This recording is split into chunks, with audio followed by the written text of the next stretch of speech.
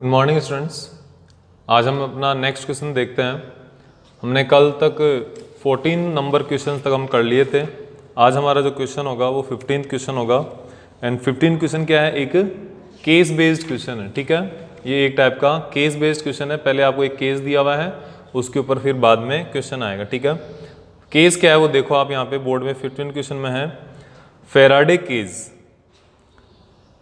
A Faraday case of Faraday shield is an enclosure made of conducting material. The field within the conductor cancel out with any external field. So, the electric field within the enclosure is zero. These Faraday cases act as a big hollow conductor, as you can put thing into shield from any electrical fields.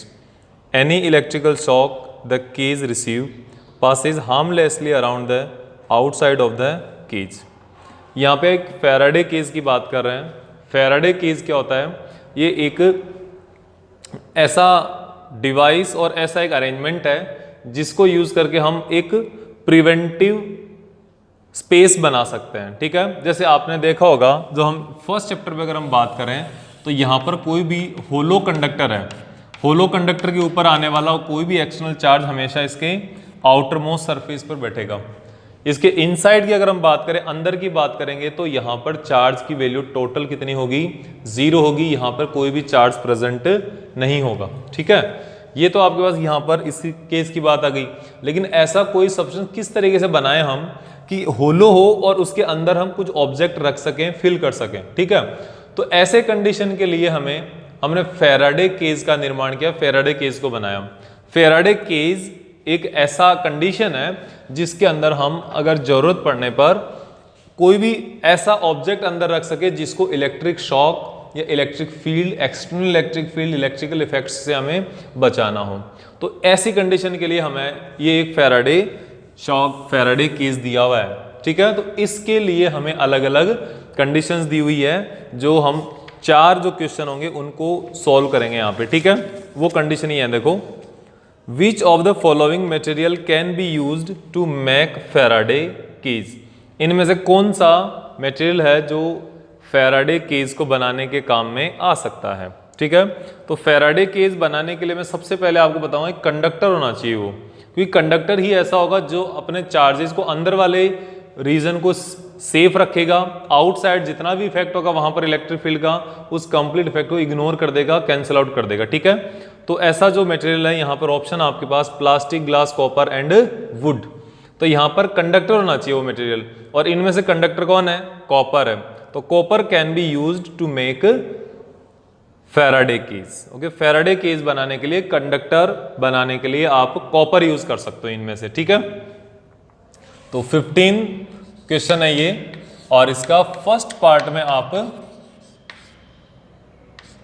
Copper answer लिख सकते हो। Second part क्या है 15 का, ये देखो इसी case पर बेस्ड है। Example of a real world Faraday cage. Real world Faraday cage का एग्जाम्पल क्या है, ये भी आपको पता चल जाएगा कि जो रियल वर्ल्ड में हम फेराडे केज वो अरेंजमेंट होता है जिसके अंदर नेट इलेक्ट्रिक फील्ड कितना हो जाए, जीरो हो जाए। बाहर से एक्सटर्नल कितना भी इलेक्ट्रिक फील्ड वहां पर इंसर्ट कर रहा है वो कंप्लीटली कितना हो जाएगा, जीरो हो जाएगा वहां पे।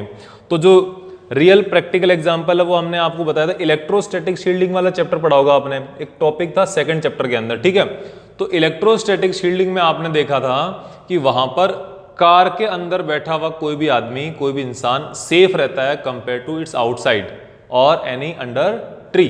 तो यहाँ पे है car, plastic box, lightning rod and metal rod.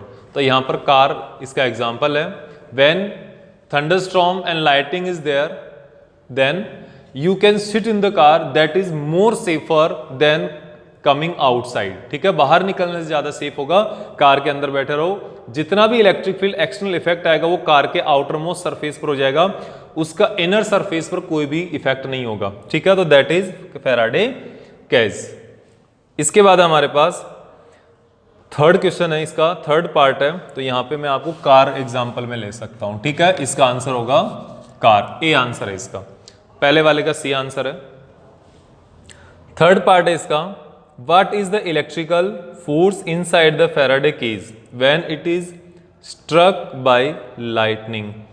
तो जो लाइटनिंग अगर हो रही है, थंडरस्टॉर्म अगर हो रहा है, लाइटनिंग की इफेक्ट होगा फैराडे केज पर। अगर मान लो उसके ऊपर स्ट्राइक कर रही है लाइट, तो उसके अंदर फोर्स कितना जनरेट होगा, अंदर कितना फोर्स लगेगा, ये आपको बताना है। तो मैंने आपको अभी जस्ट पहले बताया था, it is safer to sit in the car. Why it is safer? Because there is no electrical effect, no effect of external electric field inside the car. तो that's why we can say that force inside the Faraday cage on any other object, it can be conductor, it can be insulator, क्या हो जाएगा? Zero हो जाएगा, कोई electrical force नहीं काम करेगा वहां पे। फिर इसके बाद है नेक्स्ट, फोर्थ क्वेश्चन है इसका, an isolated point charge plus Q is placed inside the Faraday cage. कोई भी आइसोलेटेड चार्ज है, फैराडे केज के अंदर रखा हुआ है, it is its surface must have charge equal to. कोई भी आपके पास आइसोलेटेड चार्ज है, पॉइंट चार्ज है, और वो फैराडे केज के अंदर रखा हुआ है, तो इसका सरफेस चार्ज कितना होना चाहिए? Must be equals to 0 plus Q minus Q and plus 2q। कि फैराडे केज के अंदर हम कोई एक चार्ज रख रहे हैं, ये मान लिया आपके पास फैराडे केज है, इसके अंदर कोई आइसोलेटेड चार्ज प्लस क्यू रखा हुआ है, ये पॉइंट चार्ज। तो इस फैराडे केज के ऊपर कितना चार्ज होना चाहिए? 0 होना चाहिए, प्लस क्यू होना चाहिए, माइनस क्यू होना चाहिए, कुछ भी हो। तो यहाँ पे इक्वल एंड ऑपोजिट करने के लिए आपके पास कितना चार्ज होगा? इनर सरफेस पर कितना चार्ज होगा? इसका सरफेस पर चार्ज होगा माइनस क्यू। यहाँ पे कितना चार्ज और होगा? प्लस क्यू तो है, माइनस क्यू चार्ज अगर और होगा तो ये इसको कंप्लीटली कैंसिल आउट कर देगा। ठीक है, तो यहां पे आपका आंसर क्या आ जाएगा? थर्ड माइनस क्यू आंसर आ जाएगा। ठीक है ना, ये सी आंसर है आपका, ये ए आंसर है आपका, ये क्या आंसर है यहाँ पे? ये भी सी आंसर है और ये भी सी आंसर है। ठीक है, तो ये सॉरी माइनस क्यू का क्या है? सी है। ठीक है, देन फिफ्थ क्वेश्चन है, पढ़ने में थोड़ा बड़ा है लेकिन आंसर बड़ा नहीं होगा, I hope. A point charge of 2 coulomb, 2 coulomb point charge is there. A point charge of 2 coulomb is placed at the center of Faraday cage in shape of cube with surface of 9 centimeter edge. The number of electric field lines passing through the cube normally will be कितना? 1.9105 in newton metre square per coulomb entering the surface, 1.9105 newton metre square per coulomb leaving the surface, 2.0105 newton metre square leaving the surface, 2.0105 newton metre square per coulomb entering the surface. ये किसकी बात कर रहा है? Number of electric field line out होगी या in होगी? कौन सी कंडीशन है ये इलेक्ट्रिकल फ्लक्स वाली कंडीशन है, इलेक्ट्रिक फ्लक्स की कंडीशन है। ठीक है ना, ये किसकी कंडीशन है? Electric flux. Number of electric field lines, ठीक है, क्या होगा? ये इलेक्ट्रिक फ्लक्स के बराबर होगी। अब ये क्या कह रहे हैं? अब इलेक्ट्रिक फ्लक्स यहां पे टोटल कितना होगा? अब देखो, सबसे पहले प्लस चार्ज है, ठीक है, प्लस अगर क्यू प्लस 2 कूलम चार्ज अगर दिया हुआ है तो सबसे पहले तो क्या हो जाएगा? लीविंग। ठीक है, और लीविंग कितना? 1.9 इंटू 10⁵। ये 1.9105 नहीं है, ये है 1.9 इंटू 10⁵ न्यूटन पर कूलम न्यूटन पर metre square per coulomb. Newton metre square per coulomb इसकी यूनिट है, जो आपके सामने है, इसको देख लेना आप, ना थोड़ा सा कंफ्यूजन हो इसमें। तो अब इसमें आपके टोटल 5 क्वेश्चन दिए हुए हैं, 5 क्वेश्चन आर देयर, लेकिन यहां पर इन 5 क्वेश्चंस में से आपको कोई भी 4 ही अटेम्प्ट करना है। 4 कोई भी सही कर दिए, आपका काम यहां पे हो जाएगा। ठीक है, इसके बाद हम नेक्स्ट इसका पार्ट देखते हैं, नेक्स्ट क्वेश्चन देखते हैं। इसी केस बेस्ड क्वेश्चन ही होगा ये भी। 16th क्वेश्चन क्या है? ठीक है, देखो 16th जो क्वेश्चन है आपका वो देखना यहां पर, देखना 16 का फर्स्ट पार्ट। पहले इसका केस क्या दिया हुआ है, ये कोई sparking brilliance of diamond, diamond की जो स्पार्किंग ब्रिलियंस होती है, डायमंड की जो चमक होती है उससे रिलेटेड है ये। तो उसकी डायमंड की चमक कैसे काम करेगी वो देखना है यहाँ पे। देखो, total internal reflection of the light is used in polishing diamond to create a sparking brilliance by polishing the diamond with specific cuts. It is adjusted the most of the light rays approaching the surface are incident with an angle of incident which is more than critical angle. Hence, they suffers multiple reflection and ultimately come out diamond from the top. This gives the diamond as sparking brilliance. ये इसने आपको जो diamond की जो working process है, diamond की जो sparking की जो वर्किंग है वो आपने इसको कंप्लीट कर दी। ठीक है, डायमंड की वर्किंग क्या होती है मैं आपको एक बार फिर से बता देता हूं। 9th चैप्टर में आपको क्लासरूम में बहुत अच्छे से हमने एक्सप्लेन किया था इस चीज को। क्या है, ये एक डायमंड का शेप हम इस तरीके से बनाते हैं। ठीक है, इस तरीके से हम बना रहे हैं। यहां पर बहुत सारे कटिंग्स, कट सरफेस होते हैं। ठीक है, ये थोड़ा सा इतना एग्जैक्ट बनता नहीं है, चलो फिर भी हम कोशिश करते हैं कि ये इस तरीके से बन गया। ठीक है, अब यहां से बहुत सारे जो कट्स हैं वो इनमें लगे होंगे। अब यहां पर इस डायमंड से लाइट किसी भी साइड से एंटर कर सकती है, लाइट किसी भी साइड से एंटर कर सकती है, यहां से आ सकती है, यहां से आ सकती है। लेकिन इस डायमंड के हम बार बार बोल रहे हैं ना, डायमंड कटिंग इंडस्ट्री, तो डायमंड कटिंग के लिए हम इस जो आपके पास यहाँ पर इसका डायमंड का एक तो रिफ्रैक्टिव इंडेक्स हाई होता है, तो रिफ्रैक्टिव इंडेक्स हाई होने की वजह से इसका क्रिटिकल एंगल काफी कम होगा। कैसे, आपको पता है, if its refractive index is mu then its critical angle will be sine inverse 1 upon mu. Sine inverse 1 upon mu, this is incident angle, this is critical angle. अब इंसिडेंट एंगल अगर critical angle से कम हुआ तो total internal reflection नहीं होगा, और अगर इंटरनल क्रिटिकल एंगल से ज्यादा हुआ तो ये टोटल इंटरनल रिफ्लेक्शन यहां से हो जाएगा, टोटल इंटरनल रिफ्लेक्शन हो जाएगा। अब देखो यहां पर कितना है।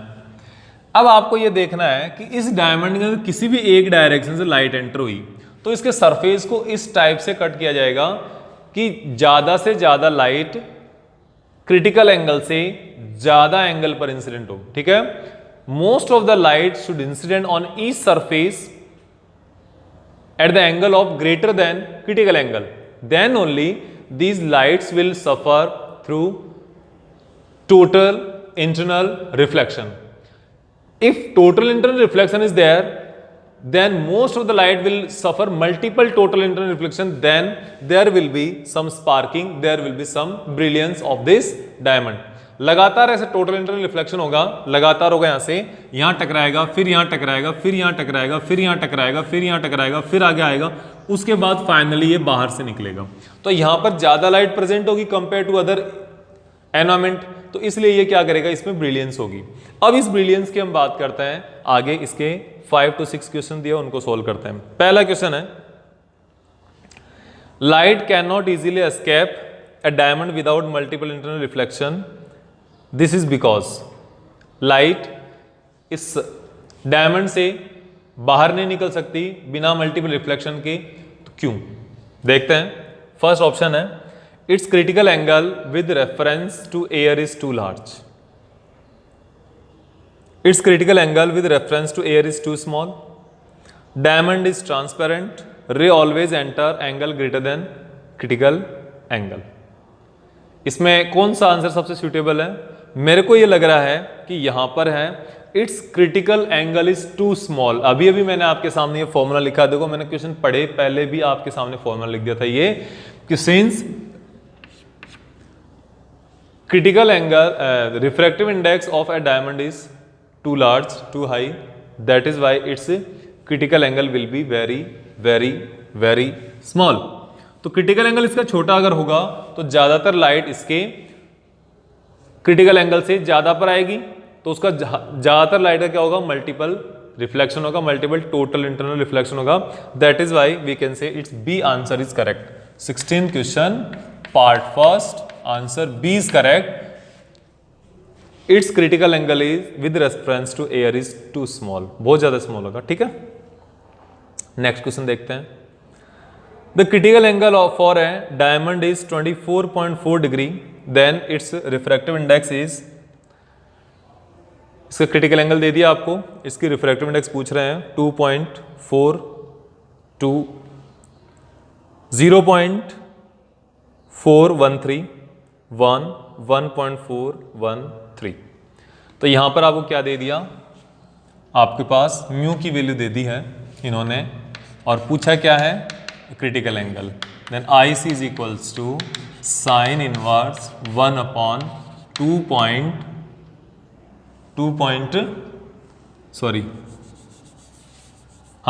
पॉइंट म्यू, ठीक है। तो ये क्रिटिकल एंगल के बाद क्रिटिकल एंगल दिया हुआ है, ठीक है। तो म्यू इक्वल्स टू क्या हो जाएगा, म्यू इज इक्वल्स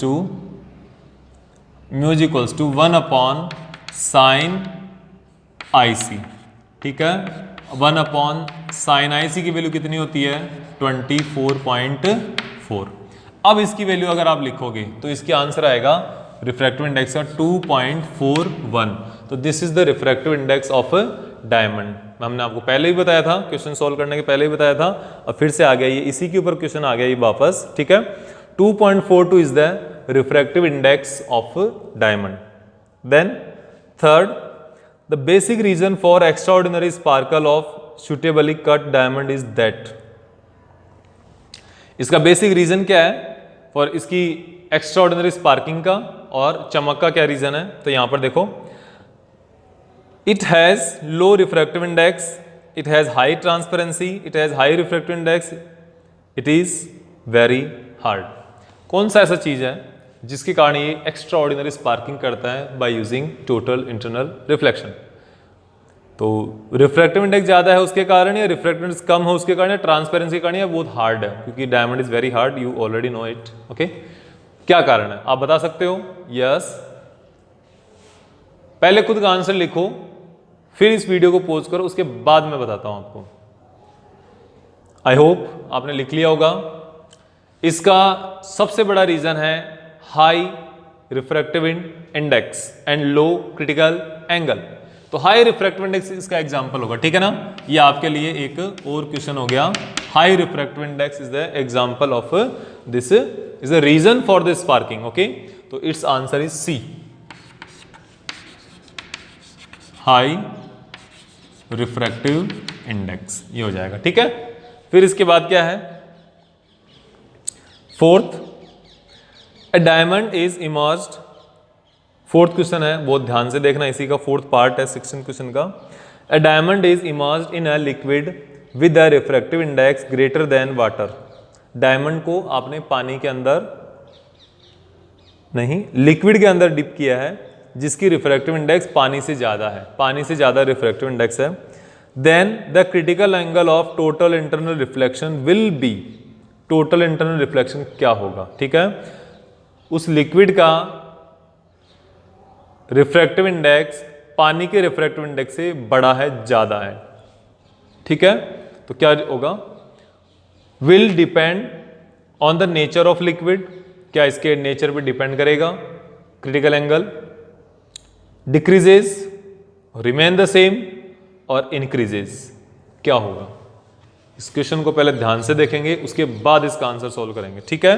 क्या होगा, अगर इसका रिफ्रैक्टिव इंडेक्स पानी से ज्यादा है, किसका, लिक्विड का, तो relative refractive index of diamond with respect to that particular liquid will decrease, and if refractive index will decrease then critical angle will be higher, critical angle will increase। ये आपको ध्यान रखना है यहां पे, ठीक है। देखो क्या होगा, mu L is a refractive index of liquid, mu is a refractive index of diamond. तो इन दोनों की रिलेटिव रिफ्रैक्टिव इंडेक्स कितनी होगी, mu upon mu L, okay. This is mu of diamond with respect to liquid, mu DL, ये लिख दिया ना, mu refractive index of diamond with respect to liquid, okay. This is less than mu because mu L is greater than 1, तो इसकी value mu से कम आएगी, कुछ ना कुछ डिवाइड हो रहा है तो कम ही आएगी। तो अब आपको पता है sine I C for that liquid and diamond is equals to sine inverse 1 upon mu D L. अब इसकी वैल्यू कम हुई तो साइन के लिए इसकी वैल्यू क्या हो जाएगी, I C L is greater than I C. जो डायमंड वाला रिफ्रैक्टिव इंडेक्स है उसके कंपेरिजन अब लिक्विड के अंदर डिप करने के बाद इसका क्रिटिकल एंगल क्या हो जाएगा, इंक्रीज हो जाएगा। ध्यान रखना क्यों हो जाएगा, क्योंकि यहां पर आपको ये देखना है कि देखो ये लिक्विड की रिफ्रैक्टिव इंडेक्स है, ये डायमंड की है, तो दोनों की रिलेटिव रिफ्रैक्टिव इंडेक्स कितनी आएगी, refractive index of diamond divided by refractive index of liquid. ठीक है ना, ये चीज आपको बहुत ध्यान से समझनी है। और ये जो रिफ्रैक्टिव इंडेक्स है, जो डायमंड की एक्चुअल रिफ्रैक्टिव इंडेक्स उससे तो क्या है, कम ही है। जब इसकी रिफ्रैक्टिव इंडेक्स से कम है तो आपको ऑटोमेटिकली ये पता चल रहा है, क्या पता चल रहा है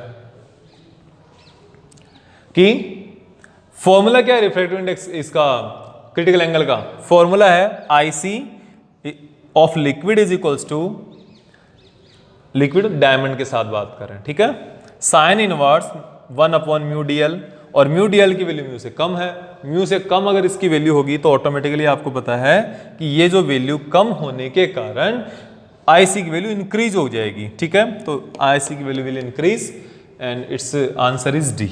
इसका आंसर क्या हो जाएगा, डी में इंक्रीज ही लिखा हुआ है। अब हम बात करते हैं नेक्स्ट क्वेश्चन की। The following diagrams shows some diamond cut into 2 different shape. 2 shape आपके पास, कटिंग शेप है, और यहां पर डायमंड क्या है, 2 अलग अलग शेप है। ठीक है, देखो आप इसको आराम से। अब इसके बाद ये क्या कह रहा है, इसके क्वेश्चंस है, the brilliance of diamond in second diamond will be less than the first, greater than the first, same as the first, will depend on intensity of light. क्या होगा इसमें, होगा less than the first. Second में brilliance क्या होगी, कम होगी, क्योंकि जो आपको दिखाई दे रहा है सेकंड के अंदर जो इंसिडेंट एंगल है that is greater than critical angle. यहाँ पे जो नॉर्मल का एंगल बन रहा है, नॉर्मल एंड इंसिडेंट लाइट के बीच में वो डिफरेंस तो है लेकिन इतना नहीं है, तो वहां पर ज्यादातर लाइट नीचे की तरफ पास हो जाएगी। ठीक है, क्योंकि पास होती दिखा भी रहा है लाइट, तो वहां पर डायमंड की ब्रिलियंस क्या होगी, काफी कम होगी। तो इस तरीके से हमने क्वेश्चन 2 है लेकिन पार्ट कितने, 8 पार्ट है, और 8 नहीं है यहाँ पर तो 5 पार्ट्स है, तो 10 पार्ट हो गए, 10 क्वेश्चंस किए हमने। ठीक है, जब भी नेक्स्ट वीडियो में आप आ रहे हो, नेक्स्ट लेक्चर में आप आ रहे हो, इन 10 के 10 क्वेश्चन को आप खुद से सोल्व करोगे। इस बार आपके जो ऑब्जेक्टिव 10 क्वेश्चन है उनको हटा दिया गया है, और जो ऑब्जेक्टिव 10 क्वेश्चन की जगह ये केस बेस्ड क्वेश्चन आ गए।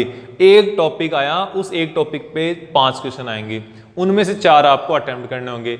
बाई चांस गलती से अगर वो टॉपिक छूट गया आपका, तो ये 4 नंबर आपके खत्म हो जाएंगे। तो इस चीज को ध्यान रखते हुए इसको तैयारी करें, और जितना भी अच्छे से आप इसको काम करोगे, जितना अच्छे से ये तैयारी करोगे, उतना ही आपको बेनिफिट आगे मिलेगा। ठीक है, थैंक यू वेरी मच। ये आपका पेपर है, नेक्स्ट लेक्चर में हम और क्वेश्चंस लेकर आएंगे इसके 17 से लेकर आगे तक के क्वेश्चंस के। ठीक है, अब हमारा ये पेपर बहुत जल्दी कवर होने वाला है, और इसके लिए आप लगातार 2 से 3 लेक्चर के लिए रुके रहिए। उसके बाद हम बात करते हैं और आगे बहुत सारी चीज़ों के बारे में बात करेंगे। ठीक है, थैंक यू एवरीवन।